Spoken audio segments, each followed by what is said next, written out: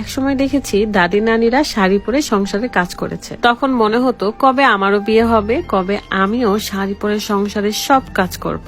দেখার ভাবনার চেয়ে ফিলিংটা একদমই আলাদা। কারণ ছোটবেলায় আমরা যতবার ভেবেছি কবে বড় হব, কবে ভার্সিটিতে যাব, কবে আমি তাদের মতো করে ঘুরবো, সবকিছু এতটাও সহজ নয়।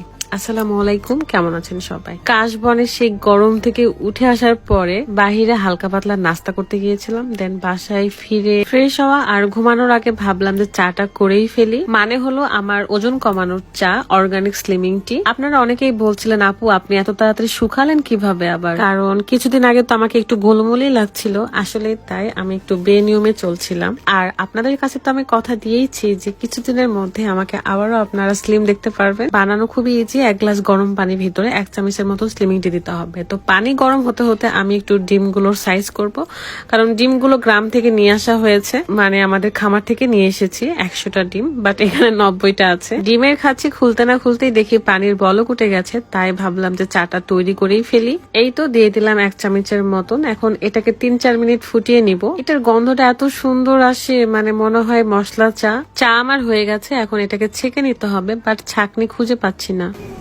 উন্নত ছাঁকনি না, খুঁজে পাচ্ছি না। ওটা কোথায়? একটা বড় ছাঁকনি দিয়ে এসে জমি ব্যবহার করতে পারে, ইয়া বের হয় নাই, মশলা চলে যায়, এই জন্য ছাঁকনি নেই। খুব সহজে ঘরে বসে থেকে ওজন কমানোর এটাই সহজ উপায় অর্গানিক স্লিমিং টি। সকাল এবং রাত্রে খালি পেটে খেতে হবে।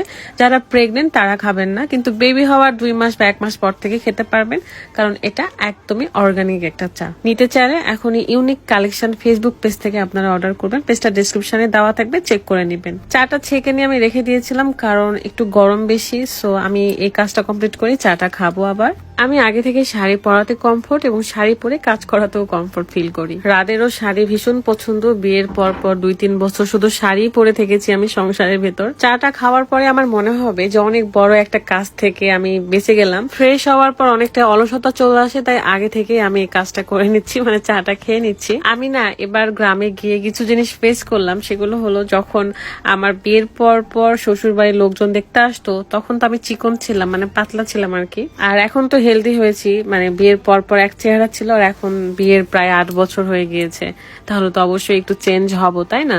তো যারা শুরুতে দেখেছিল তারা যখন এখন দেখতেছে বলে যে আগে যখন দেখেছিলাম রাদের বউ পাতলা ছিল, আর এখন একটু গুলুমুলু হয়েছে, দেখে বুঝতে পারছি না কে কোনটা।